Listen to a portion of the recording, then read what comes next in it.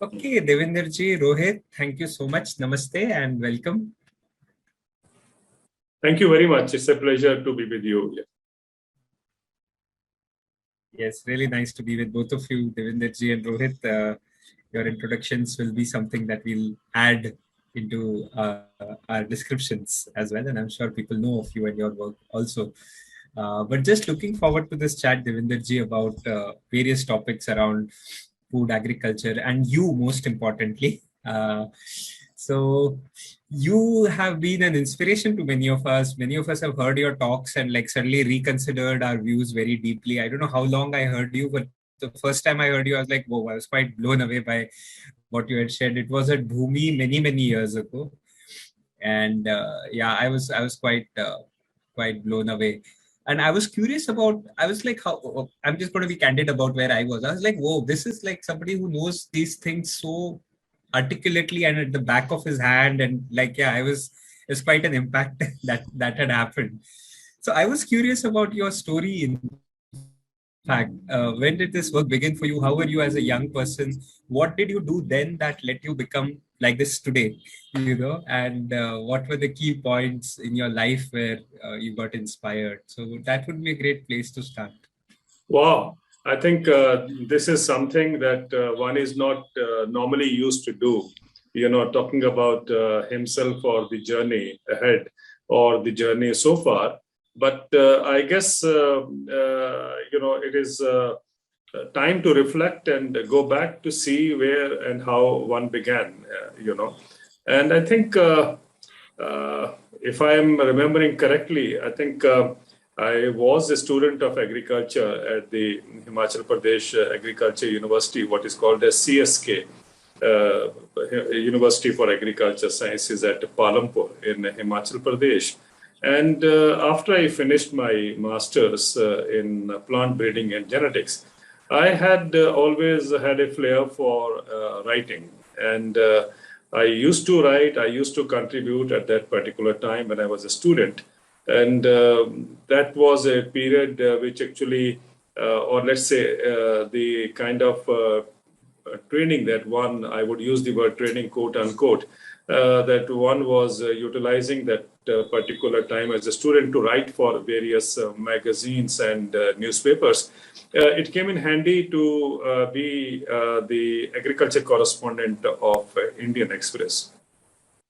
Now, that was the job that I was, of course, very keenly looking forward to. But interestingly, this was also a unique position because the newspaper thought that the agriculture correspondent should not be based in New Delhi and should not be shuttling between the Ministry for Agriculture and the office.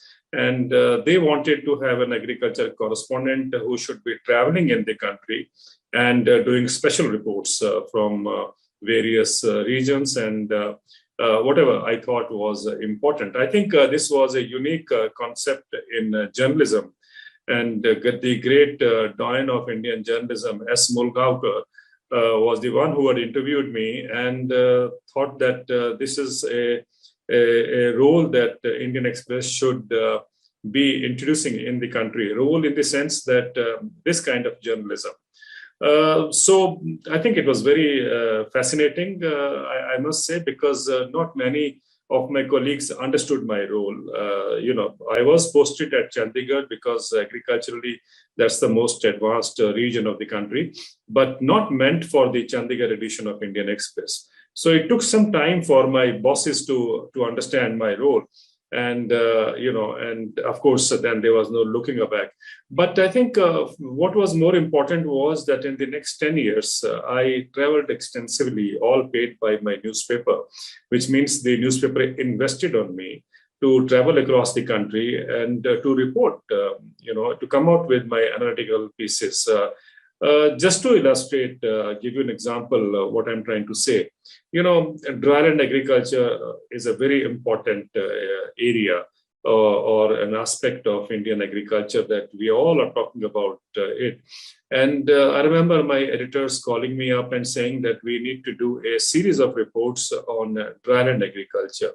Now, if I was to do, let's say if I was a modern journalist and I was to do a report today, it will take me a couple of hours. You pick up a quote from here and there, pick up the information, speak to a few people in power or in various institutions and so on, and your report is ready. But not many people would believe me when I would tell them that I traveled for 3 months in the Agrarian regions of India, visiting various institutes, talking to scientists, meeting farmers, and visiting those areas where, of course, one always wanted to go and understand. And in this process of travel for 3 months, when I was ready, I went to my nearest place because Indian Express was a multi-edition newspaper at that particular time, even now.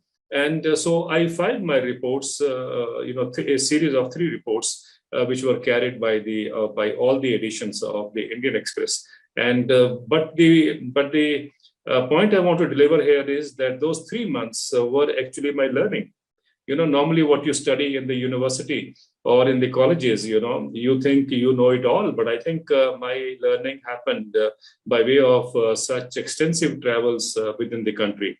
And I'm sure you will all agree that a degree is okay. But I think getting across to the country, getting across to understand what the feelings, aspirations, hopes, and so on is what is crucial. And also you get to know the ground realities. And then, of course, you form your opinion.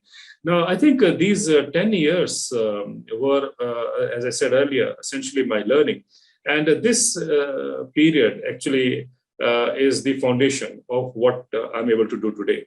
Because once you have that, a grip over the ground realities of the country, then I think your understanding widely deviates from what has been taught in the university or in the colleges. And I think I'm sure you'll agree that not many people would get that opportunity. I was very lucky to be at the right place at the right time, because normally what happens is you can be a journalist, a good journalist, and a very prominent one, but the fact is you are far away, or cut away from the realities of the country, A.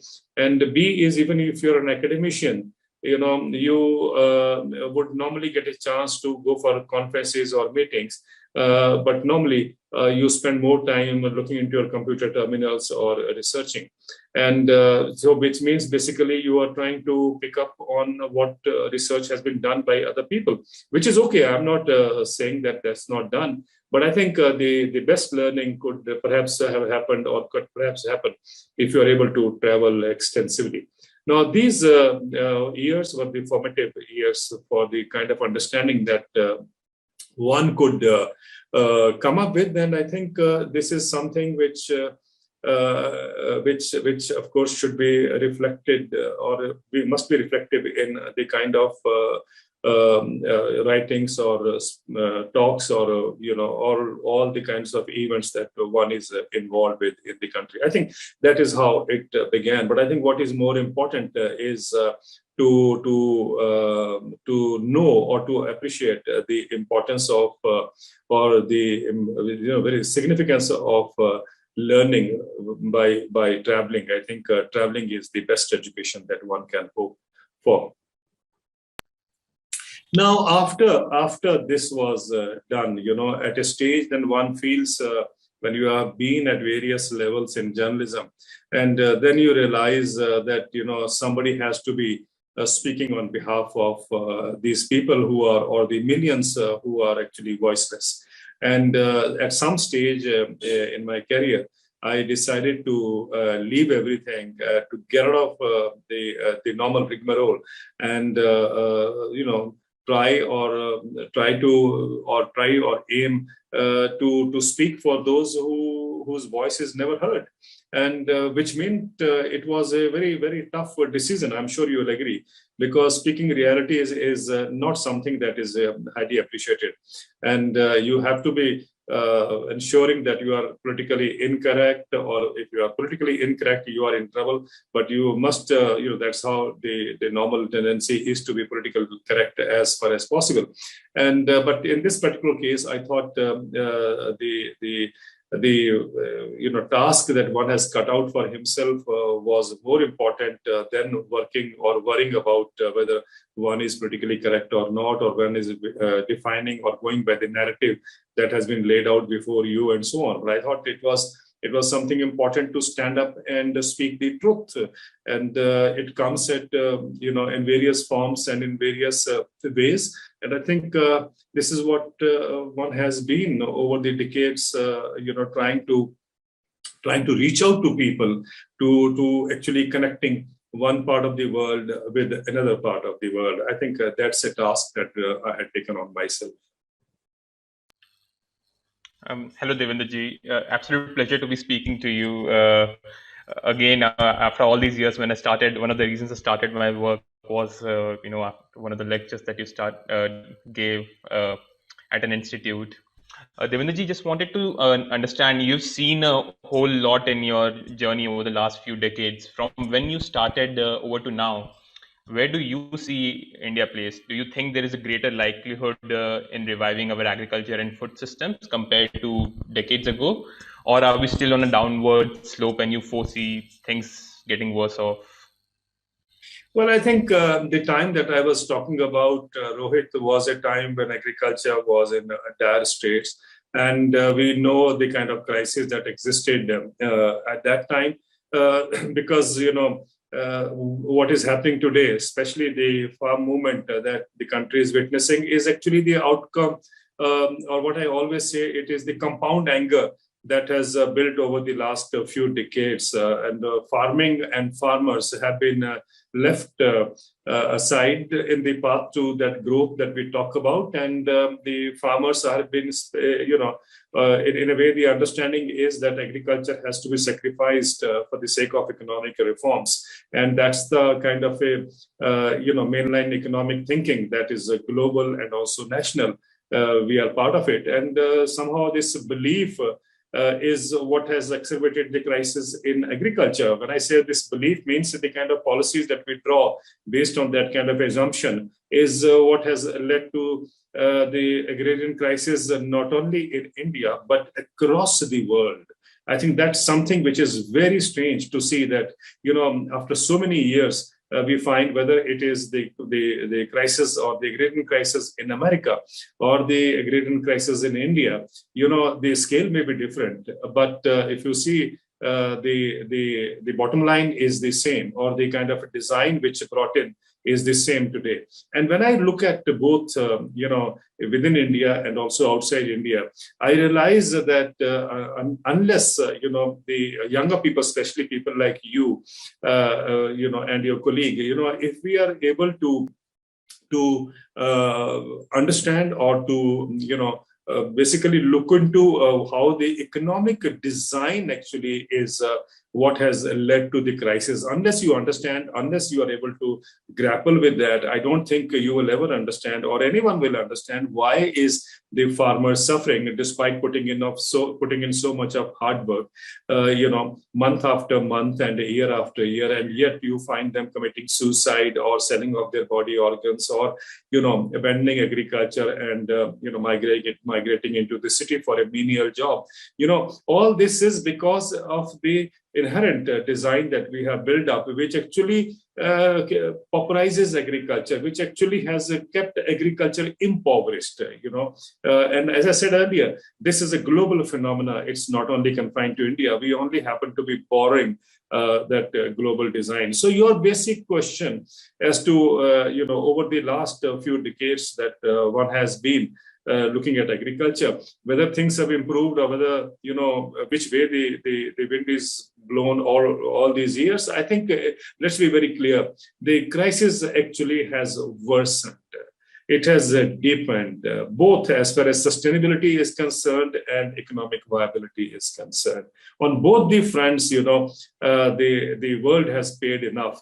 And I think it is time to understand that if we really want to revitalize, as you rightly asked, agriculture, or if you really want to also get out of this trap of climatic aberrations, I think the solution would perhaps be in agriculture or reforming agriculture. And when I say reforming agriculture, I'm not using that word reform in the sense the economists use it, which means privatizing. Privatization is not the way forward, in this particular case. And I think it is time to understand that agriculture needs a different focus. Agriculture needs a different, a design laid out, which can pull out these millions of people out of the distress they live in. So it is designed. The point I'm trying to make, it is that all these things may look as if the farmer is an inefficient, substandard, or is backward,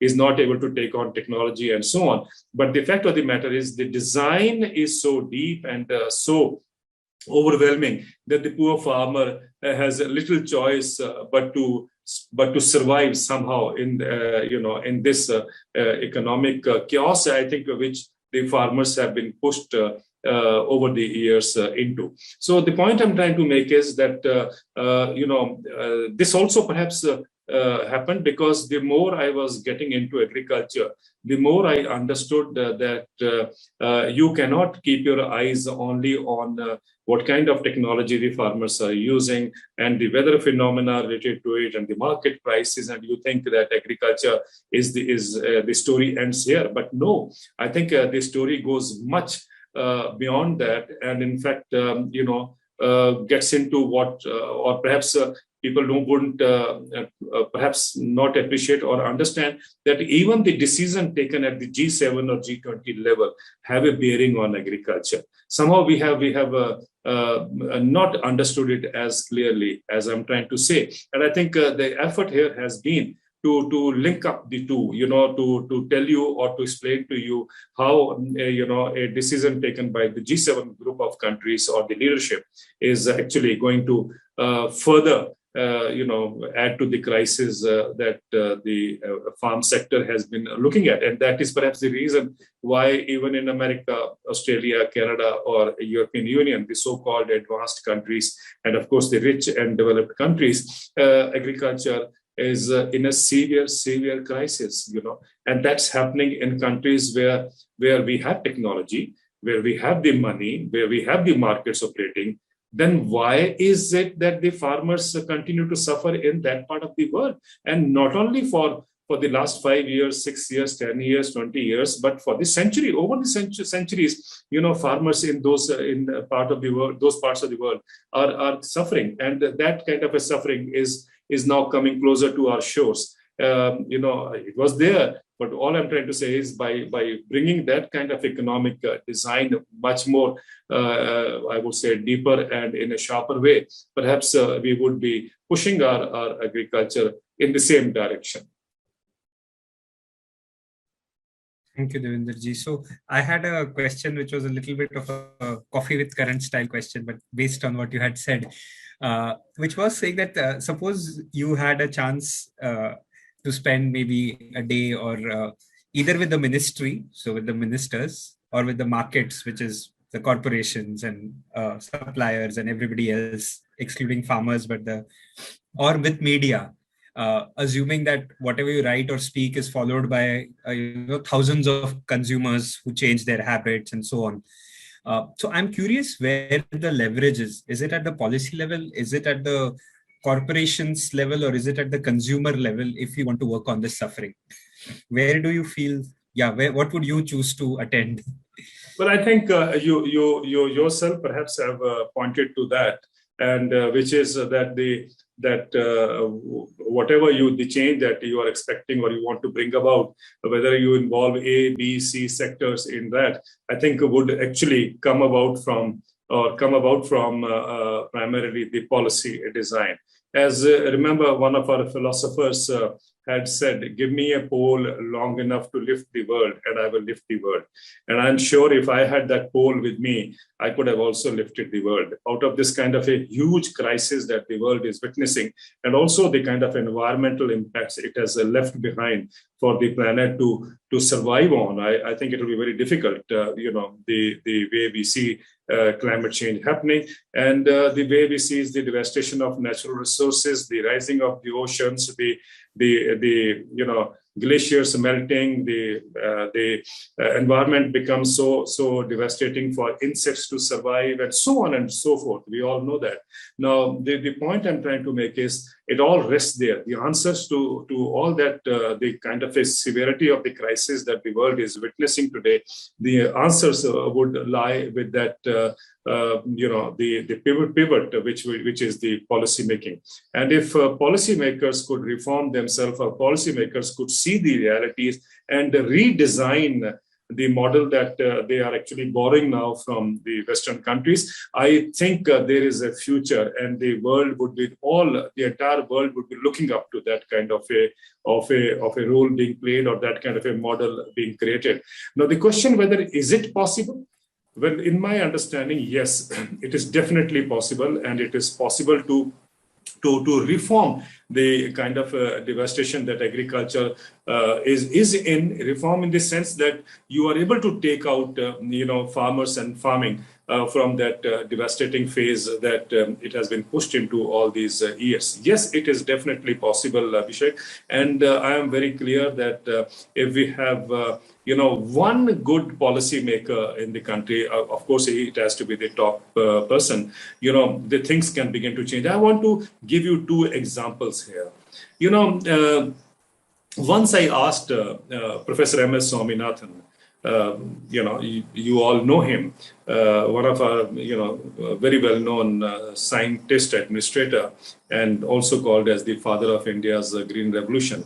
Once I'd asked him as to, how could the political will be created, or was created, which actually brought in the green revolution in India? I'm sure you'll agree, if the bureaucrats and agriculture scientists had talked about it and continued to talk about it, the files in the ministry would have moved at a very snail's pace, and I'm sure agriculture scientists would have had continued with the kind of a debate. But there must be a political will created, which actually brought in the green revolution in India. And he, said, you are very right. And he narrated a story, which I think the people need to know. And he said that there was a time when Mrs. Indira Gandhi was the Prime Minister, and Swaminathan was the director of the Indian Agriculture Research Institute in New Delhi at Pusa. And he says he had gone to bring Mrs. Gandhi to inaugurate one of those buildings in Pusa. And in that car journey, which must be half an hour or 45 minutes, given the less traffic at that particular time, I'm sure you will all agree. In those 45 minutes, he said the entire history of Green Revolution was written or was cast. I asked him how. And he said, in that car journey, Mrs. Gandhi asked Swaminathan, and she was very fond of Swaminathan and used to call him Swami. And she said, Swami, I would go by the technology that you are trying to, tell me or suggest to me, which was the Green Revolution technology, which means the dwarf wheat varieties to be imported from Mexico, as Norman Borlaug was trying to advocate. And so Mrs. Gandhi said, yes, I will go by what you are suggesting. But can you promise or can you commit to give me a surplus of 10 to 12 million tons in a couple of years from now? And Swami said that sitting next to the Prime Minister, he said, I'm sure, Madam Prime Minister, we would be able to do that. And rest is history. Once Mrs. Gandhi got convinced that she would have 10 to 12 million tons of surplus wheat in the years to come, which would mean that India, she was looking ahead and seeing that India needed to be pushed out of or pulled out of the ship-to-mouth existence that India was reeling under or was existing under at that particular time. And I remember one sentence that I've never forgotten, which Swaminathan, I'm just quoting him verbatim. He said, when Mrs. Gandhi said that, can you give me a commitment to give me 10 to 12 million tons surplus, 10 to 12 million tons, because I want the bloody Americans off my back. Because, I'm sure we would all agree that the prime minister at that time must have faced the humiliation, must have faced all the kinds of arm twisting that any country or a hungry country has to withstand at this particular juncture, or at that particular juncture, when you have millions of hungry people in the country and you need food. Now, that was one situation which tells us that once the top person decides that this is the way things have to move, everything falls in line. The other incident is I asked Varghese Kurian, the milkman of India. I remember a few months before I asked this question to Swaminathan, and I had asked Kurian that if he could tell me how did that political will arrive at, which brought in that cooperative milk, dairy milk structure in India. And he said he at that time when the European Union was trying to give us butter oil, free of cost and so on, he knew what will it lead to. And once he was convinced that cooperative is the way out, he of course knew that this decision could be taken by the Prime Minister at that particular time. And the Prime Minister at that particular time was Lal Bahadur Shastri. Let's be very clear, White Revolution began a few months earlier than the Green Revolution. And when Lal Bahadur Shastri was the Prime Minister, Varghese Kurian had impressed upon the Prime Minister to come and inaugurate the dairy cooperative in Gujarat, which was far away. The place where he got this inauguration done was quite far away from Ahmedabad. And the Prime Minister agreed. And when he came to Ahmedabad, at that time, they wouldn't be traveling so frequently in helicopters and so on. So, he had to come and stay in the village at night because in the next morning, the event had to be inaugurated. The first cooperative that Kurian was trying to, bring before the country. And what Kurian did was he knew that how important this particular chance or the opportunity he got. What he did was, according to what he told me, he said that he told one of those families, every village has a family which is much better to do or well to do compared to the others, and told them that you're going to have a VIP visitor tonight, and so please make arrangements. Can you make arrangements to give him a comfortable stay? And of course, that person must have agreed that he would be delighted. And so I think he was also surprised when the evening he found the Prime Minister being the VIP visitor that he was told. And when the Prime Minister came, I'm sure we will all, and I think this is what Kurian had anticipated. In the evening, the farmers of that particular village got across to the Prime Minister. They went on talking, chatting at night, and this went on till midnight.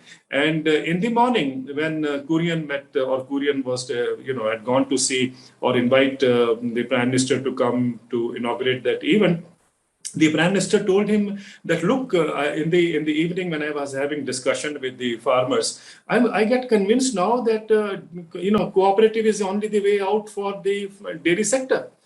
And so that is what Kurian had planned. And he said, yes, Mr. Prime Minister, and now you know it, and that's why we are launching this, and we can do it in a bigger scale, but provided the cooperatives operate minus the politicians and minus the bureaucracy and so on. And rest is history. We all know that Amul Dairy or the National Dairy Development Corporation was one institution, one cooperative institution where politicians and bureaucrats were kept away.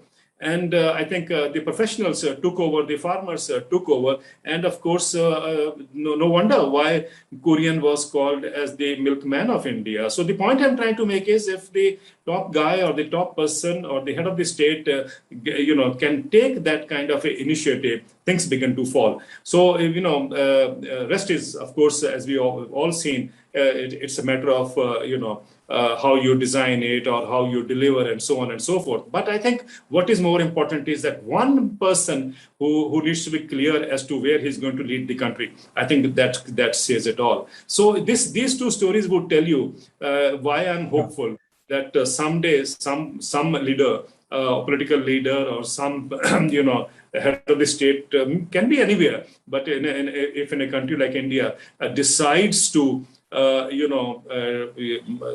or to take that plunge, I'm sure, we can create a model, a kind of a both sustainable as well as economically viable model for the rest of the world, not only to stare at, but also to follow. And I think that is something I am sure one day it will happen. Lovely. I had a quick follow-up question. I know Rohit has a question, but I'm going to just sneak in this quick one, which was, Devinderji, so what is the politics that will deliver the policy? In the sense, in today's day and age now, what kind of politics and I'm asking also from a middle class perspective, from myself, urban middle class, but in general also, what kind of politics would increase the chances of such a policy happening? I think eventually it will boil down to people's voice. If more and more people begin to stand up and ask the right kind of questions, I think that has a tremendous impact on the policies and also on the politics that we all know plays a very important role, because as we have heard it again and again, that the buck stops at the political level.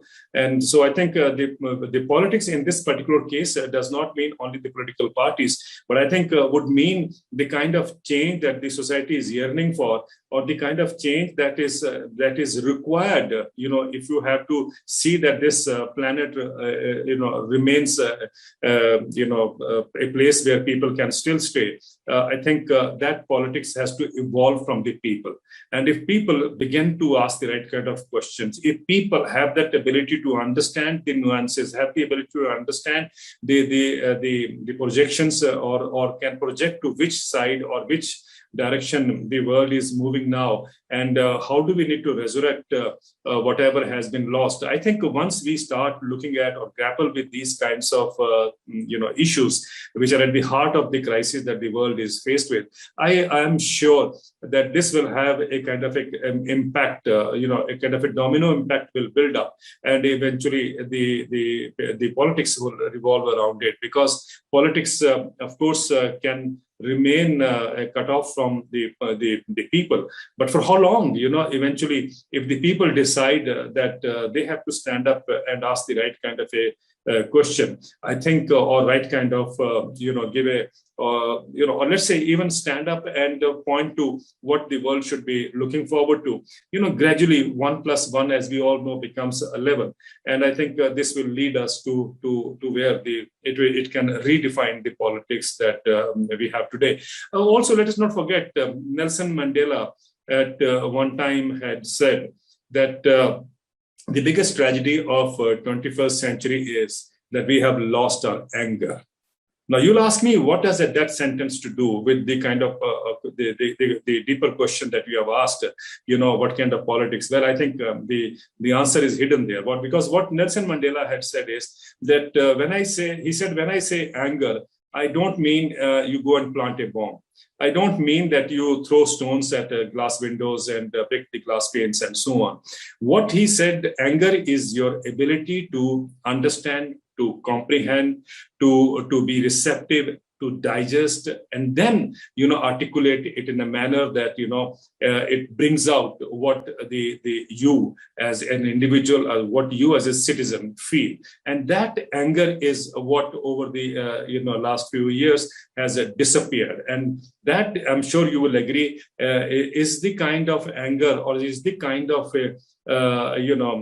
treatment that we should be expecting people to get into. But the reality is that over this, as Mandela was right, the biggest tragedy of 21st century is that we have lost our anger, which means we have lost the ability to even question. And no wonder, in the kind of authoritarian, dominance that we see across the world today, even journalists have stopped asking questions.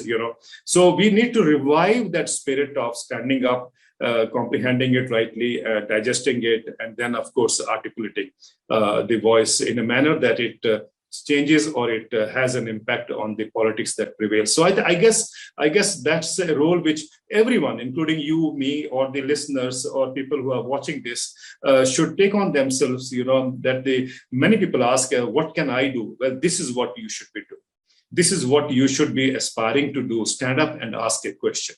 And if you can't do it, I think it is time you stop asking that question as to what I can do so that you earn the brownie points. No, I think the real brownie point would be if you can ask the question, which means wherever you are, in whatever capacity. It's not that you have to be a journalist only to ask a question. I think today it has the opportunity has expanded with the social media in your hand. We can go on saying that the mainland media is not listening to us, and which is what leads to the kind of politics that we have. But the fact of the matter is, you don't have to, now look towards that mainland media. You have media right in your hand. The Android mobile phone is in your hand. Instead of just watching the videos, or looking into good morning and good night messages, I think it is important if each one of us tries to play that role of informing the other one of what his or her role has to be, and to remind him or her that your anger has disappeared and it is time to rebuild your anger. I think that is the way forward, and that's the politics that I would be looking forward to.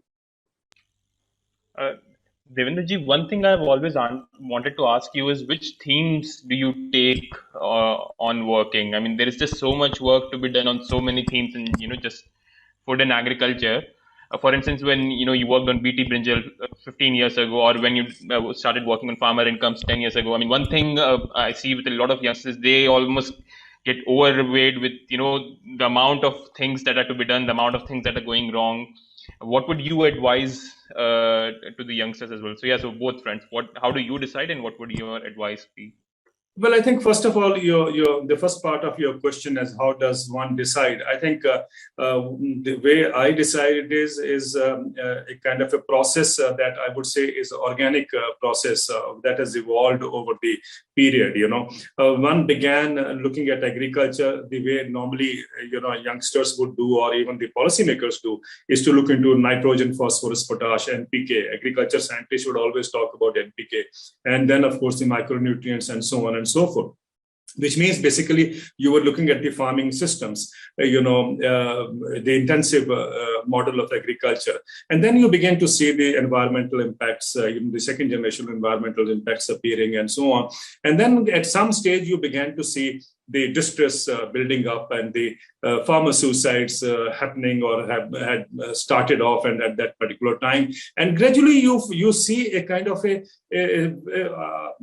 if I'm correct in saying, a kind of a systematic approach which leads us to the kinds of agrarian crisis that has built up. It has been step by step. And one has kept pace with that. I think that is important. You keep pace with what is happening. And then when you start, as I said earlier, because traveling was my learning, and once you start traveling in the country and once your eyes open up, your vistas open up, and then you realize, oh my God, what I was taught in the university was not the reality, or what I was told by the newspapers in a news report is not what is the reality. What I'm seeing here is actually the reality. And then you try to club that, you try to see that what you see, the realities that you are encountered with or faced with, and then you try to put that vis-a-vis or, looking into the kind of, the research domain or the kind of a narrative that policymakers have laid out. And then you realize that, oh my God, no, this was not what is expected. And what is needed is what these poor people who may not have a voice, but they know what is the right way to do it. Now, that was as far as farming systems and so on. Now, of course, as we know, in September, we're going to have the United Nations Conference on the food systems. I think something that should have happened at least 30 years back, but it has taken them 30 years to realize, the importance of food systems, which means moving away from the intensive farming system to now realizing the damage it has done to not only the environment or the ecology, but also to the society at large. So I think this has been a gradual. The point I'm trying to make is you learn. And it's a kind of a evolution that takes place in a natural way. So the horizon keeps on expanding. At one stage, when I started looking at or started comparing the implications of the international policies, This actually happened because at the time, if you remember, in the 90s, there was a debate on the World Trade Organization, the trade paradigm, and so on and so forth. And since we were active in those areas, obviously it flowed in naturally. Once you start understanding the implications of WTO parameters, and then you try to see what will it do to farmers in India or farmers in the developing countries, I think your horizon still grows further. And as I said earlier, the design becomes a little clearer to you. The economic design is, I think, also I also started, being clear about what the layout was before us, and which means agriculture was getting into the hands of a handful of companies or big players, and the smaller players or smaller farmers were being driven out of agriculture. And that's what the economic thinking is. Let's not forget, Rohit, that we have always been told that if you have larger population in agriculture, there cannot be an economic growth. And which means you have to move people out of agriculture into the urban areas, because urban areas need cheap labor. Now, where will the cheap labor come from is agriculture. So look at the design. It has been laid before us. Push people out of agriculture into the urban areas because they need cheap labor, which means to keep economic reforms viable, you need that the Hadi Mazdoor or cheaper labor. Okay. And which also means that you have to keep food inflation low. So the design is so that you are actually keeping agriculture deliberately impoverished to see that the reforms are viable. And even some of the big economists or the well-known economists of the world are in that trap, and they continue to push those policies towards us. But I have seen, Rohit, over the years, that the kind of economic policies that are being pushed onto us, or perhaps we are borrowing it from the Western countries, are actually the policies that have failed in the Western countries. But we fail to see it is primarily because our textbooks still continue to tell us that that's the way forward. Let me illustrate, give you one example. We believe markets are the best judge. Let's leave agriculture to markets, and markets have that ability to go for price discovery, which means the farmer would get a better price for his crop. So we believe in that. Now, believe me, if that was true, please tell me, markets have been in operation in agriculture in America for several decades now. When in 1970, when Richard Nixon was the president of America in those early 70s, his agriculture secretary had made that infamous statement saying, "Get big or get out." That is what actually has reframed the American agriculture policy. And if we were to really trace what markets, the devastation markets have done to American agriculture, I think we'll have to go back to that particular era. And what has happened is the smaller farmers moved out, the bigger players came in. And then we were told that, the lesser the population in agriculture, the higher would be their income. But no, it hasn't happened. It hasn't happened in America. It hasn't happened in Europe. It hasn't happened in Canada. In America, the population in agriculture today is only 1.5%.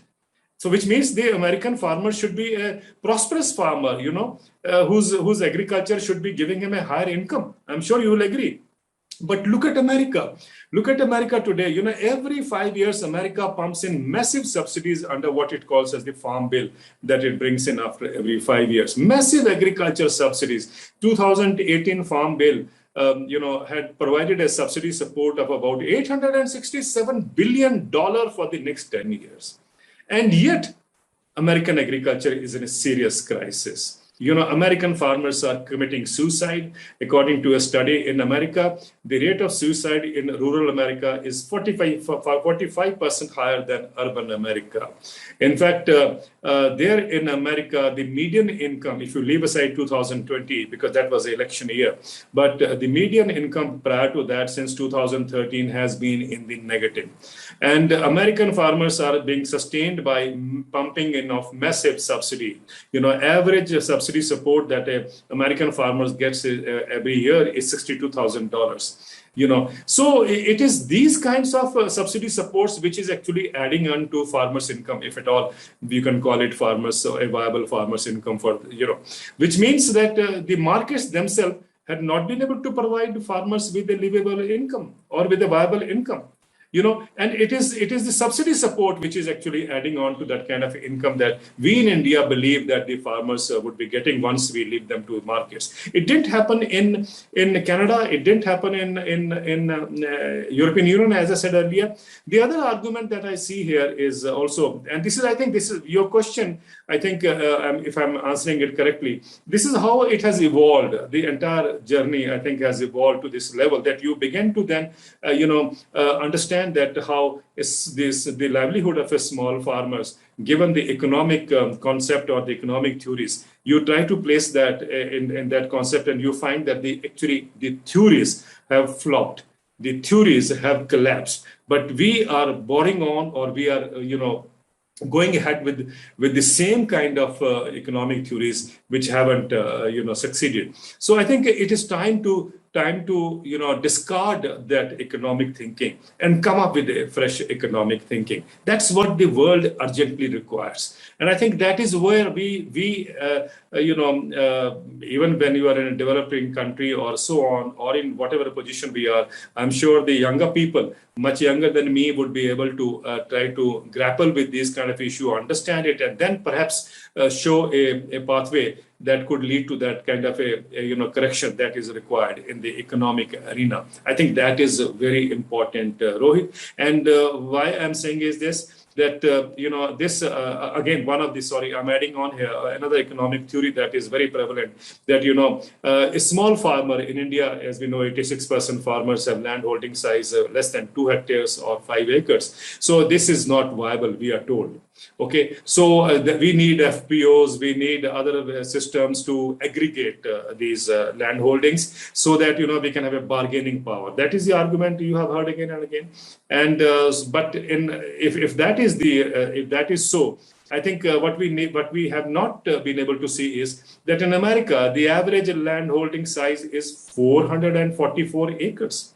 In India, it is 5 acres. So if 444 acres in India, if we club all the, some of these land holdings, or let's say we reach the level of 400 acres, or let's say even if we reach a level of 4,000 acres, we believe they will have bargaining power. But in America, if 10 farmers could have got together, they would have had a bigger bargaining power. But did it happen? The answer is no. If you look at Canada, the average land holding size in Canada is 3,000 acres. So did that, bigger farm size or the scale help in getting them a higher price? The answer is no. Look at Australia. In Australia, the average land holding size is 4,000 and roughly about 200 hectares, which means about 1,200 acres, roughly around that is the average land holding size, which means the Australian farmer should actually be dictating the markets. I'm sure you'll agree with that kind of a large land holding, they should be dictating the markets. But no, Australian farmers are also in severe crisis. In the last 30 years, 25% of the farms have closed down in Australia. The point I'm trying to make is that this economic thinking that, the larger the size, the more the viable farm would be. It hasn't happened in America. It hasn't happened in the developed countries. And I think, but somehow our policymakers still, are putting the eggs in the same basket. So is that the right way forward? I think we will discuss that in future as we go ahead. But I think what is important is to see, first of all, where things have gone wrong. And this could be at various levels, not only at the level of the science that was taught to us, or the technologies that were introduced, or the role the agribusiness played, and the corporates, and so on and so forth, but also eventually also look at the bigger economic design, as I've been repeatedly saying.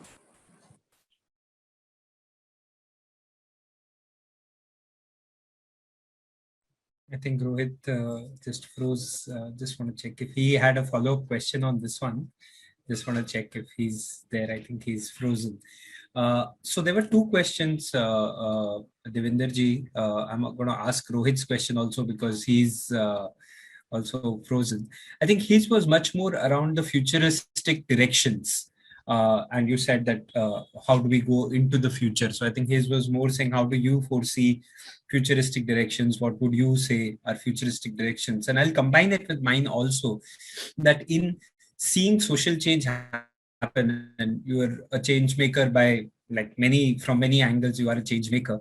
What have you learned about making change happen? So over your journey, if you reflect back, how does change happen? What have you learned? So those are two questions. I think one is what do you see happen, and what's a futuristic direction that you'd like to share, and how I does think change happen? change happens when you yourself are convinced that that's the way forward. I think more important is to first convince yourself. Be sure that what you are saying is something, even people may not agree with it, or the mainline may discard you or may scoff at you and so on and so forth.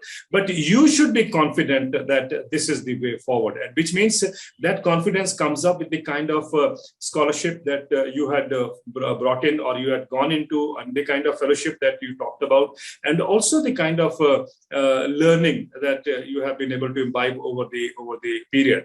Now, once that gives you a confidence that no, based on what you have seen, the realities and so on, you at least know that this is the way forward. And I'm sure, don't worry about it. Even if nobody agrees with you, don't think that you haven't made the right kind of initiative or right kind of step in the right direction. Why I'm saying is, I give you the example. Let me illustrate. When the first time I said that, what farmers need is a direct income support, there were farmer leaders who first asked me, where will the money come from?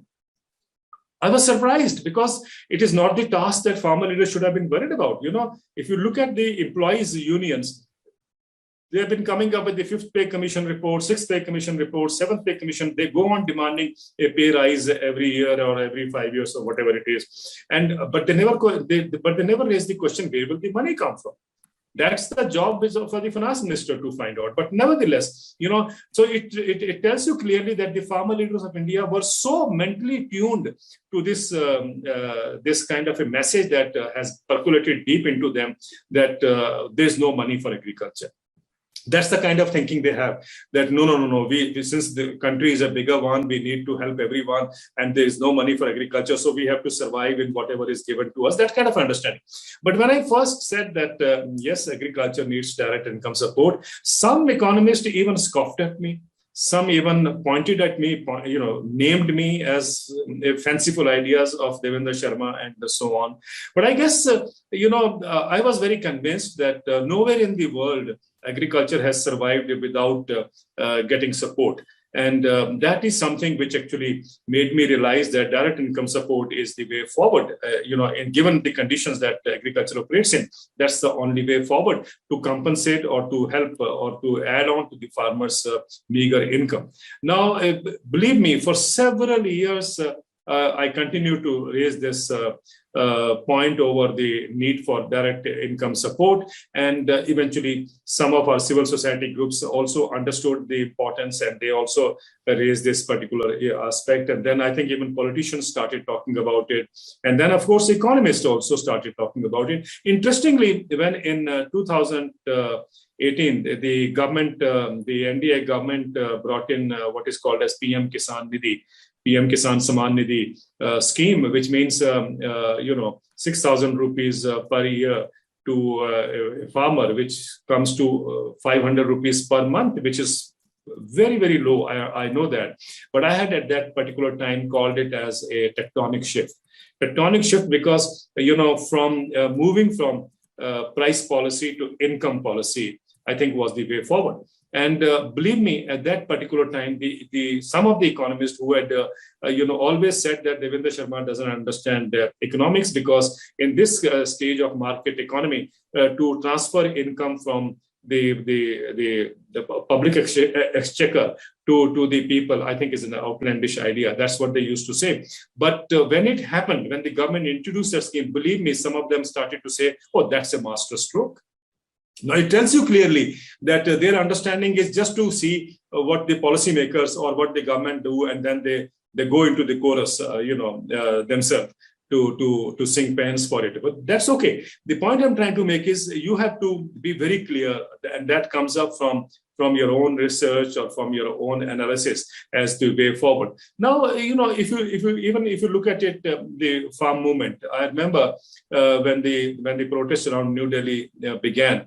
And the demand of the farming unions, if you remember, I'm sure you will also recall, in the beginning was to repeal the three farm laws, and I made a statement and I said, that what we need is a fourth law. We already have 3 laws. What we need is a fourth law, which makes MSP a legal right for farmers, which means no trading takes place below MSP. Now, that was a statement which brought in a lot of queries for me. People asking me, oh, you're getting away from the main demands of the farming community and so on. And also you're moving to an era or an area which is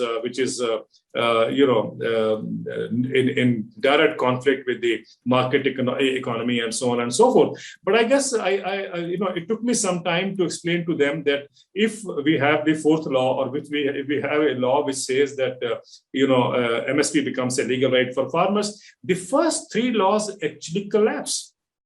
Because I think farmer is more interested in getting an assured price, whether a private sector pays him or whether a public sector pays him. That's his demand or his need. So, but the private sector would not be interested, because in reality, they don't pay a higher price anywhere in the world.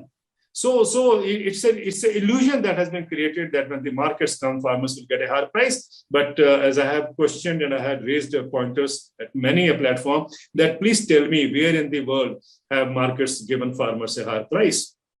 Now, so I think the point I'm trying to make is that it took them some time, even the farmers, to understand that more important, along with these 3 laws repeal, was also to bring in a fourth law or another law which says or which makes MSP a legal right for farmers. Now, so the point I'm trying to make is you have to be first be convinced that what you are suggesting or what you are coming up is something that you will stand for, because you feel there's no other way that you can move on to left or right or whatever you want to do. So I think this is the way you have to, as your question as to how do you get on to these kinds of things, bringing about or focusing on the future, I think stems from that kind of a clarity of thought and also the confidence that you have built up. But that clarity of thoughts comes up from the vast learning that you have passed through or you have undergone over the last few decades. And I think the other message that I would like to convey is that never be overawed by personalities. You will have many people will quote you, oh, that Nobel laureate says so, or that great economist says so.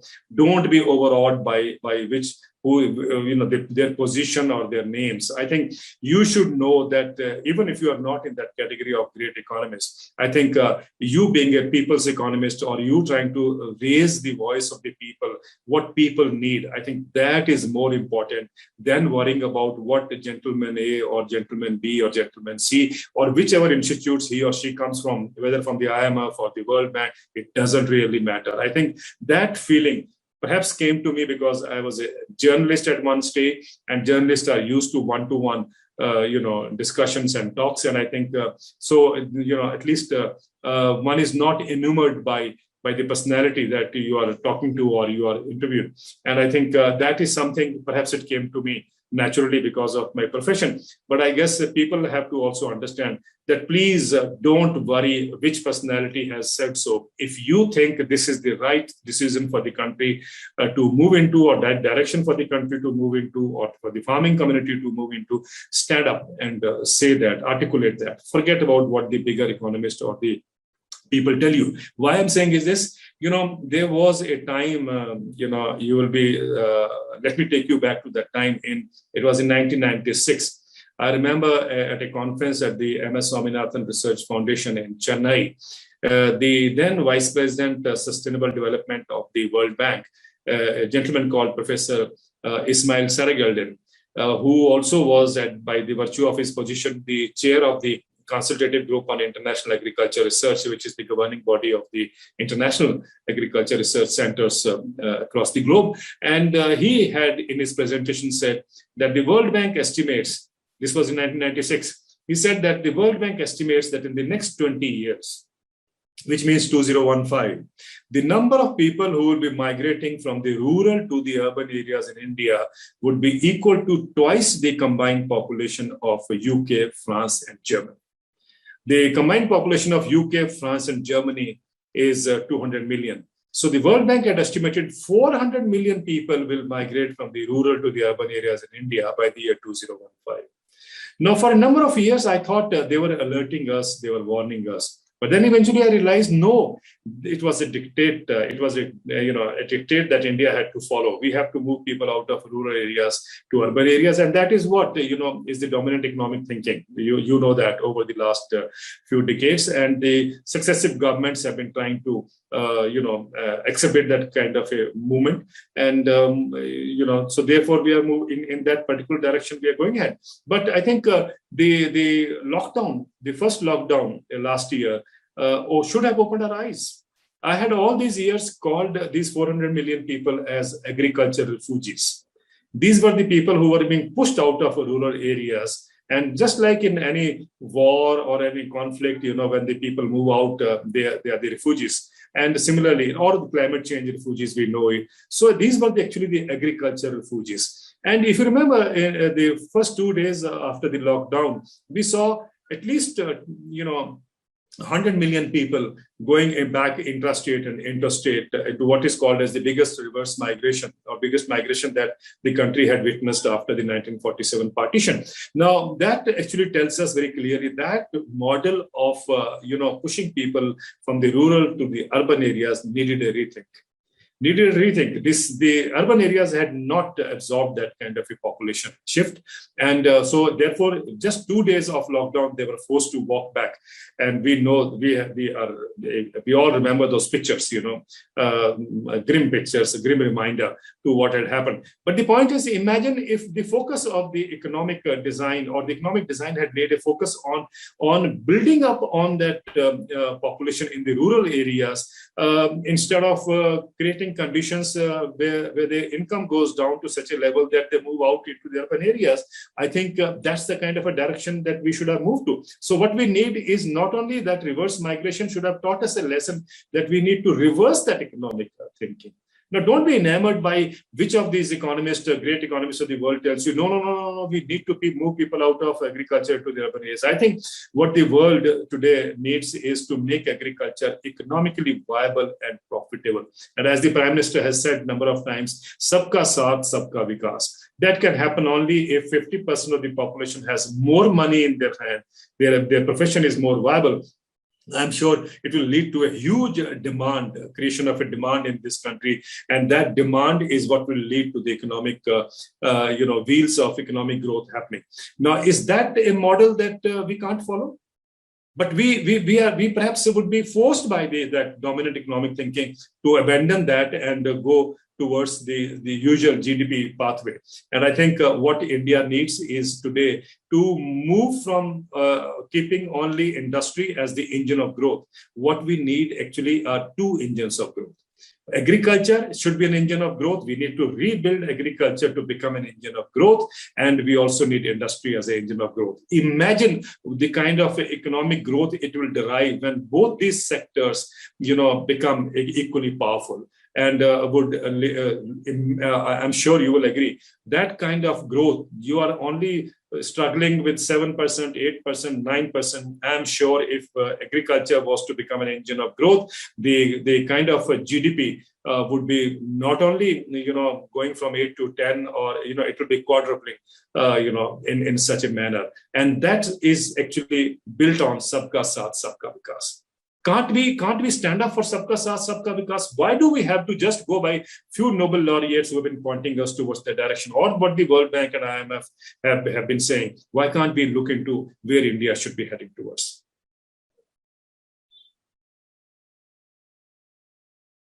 Wow, that's a lovely and hopeful direction and question, Devinderji. And I think this conversation leaves me with a lot of hope, a lot of food to think about, and also a lot of questions that we'll sit with and come back to you perhaps for another round of this conversation. Rohit, any closing comments from you before we close? Yeah, Devinderji, absolute pleasure again, and honor to be sitting with you virtually in that space. And I'm sure as you have continued doing for years and decades, your work will continue inspiring more and more people to take on pieces of the footprint of your work that you are leaving in various directions.